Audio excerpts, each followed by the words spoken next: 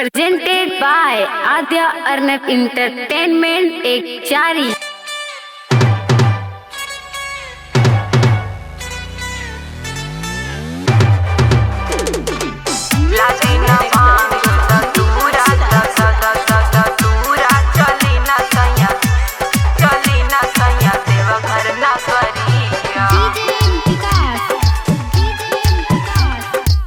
चढ़ल सावन बाबा बसहा सवारी सजल देव घर बाबा जलवा चढ़ाई पूजेला बाबा के चरनिया चली न सैया देव घर न करिया लादी न भांग धतूरा चली न सैया देव घर न करिया। चढ़ल सावन बाबा बसहा सवारी सजल देव घर बाबा जलवा चढ़ाई पूजेला बाबा के चरनिया चली न सैया देव घर न करिया लादी न भांग धतूरा चली न सैया देव घर न करिया। आद्या अर्नब रिकॉर्डिंग स्टूडियो एक चारी।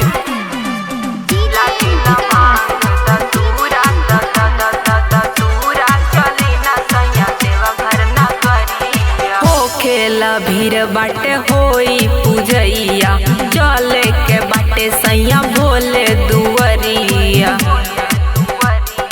हो खेला भीड़ बाटे होई पूजैया चले के बाटे सैया भोले दुवरिया।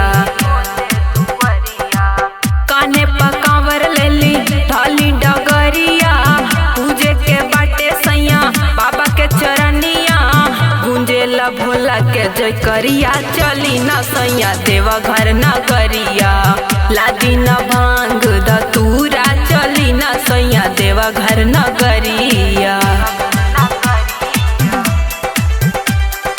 आद्या अर्नब रिकॉर्डिंग स्टूडियो एक चारी।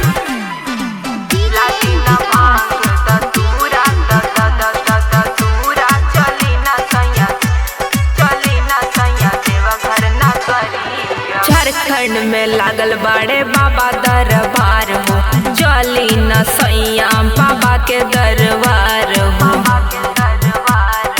झारखंड में लागल बड़े बाबा दरबार हो चली न सैया बाबा के दरबार हो। लागल दरबार बाटे सजल नगर हो असो घुमा दी सैया देव घर हो पूजब हम बाबा के चरनिया चली न सैया देव घर न करिया लादी न भांग धतूरा चली न सैया देव घर न करिया।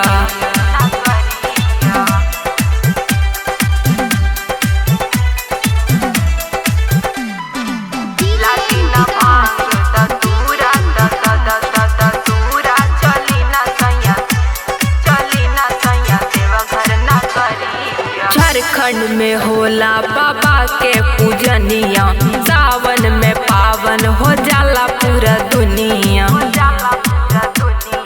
झारखंड में होला बाबा के पूजनिया सावन में पावन हो जाला पूरा दुनिया। चंदन सिंह लिखे बाबा के गीतिया करे कविता इहे विनीतिया झूमेला भक्तन के टोलिया चली न सैया देव घर न करिया लादी न भांग धतूरा चली न सैया देव घर न करिया। चढ़ल सावन बाबा बसहा सवारी सजल देव घर बाबा जलवा चढ़ाई पूजेला बाबा के चरनिया चली न सैया देव घर न करिया लादी न भांग धतूरा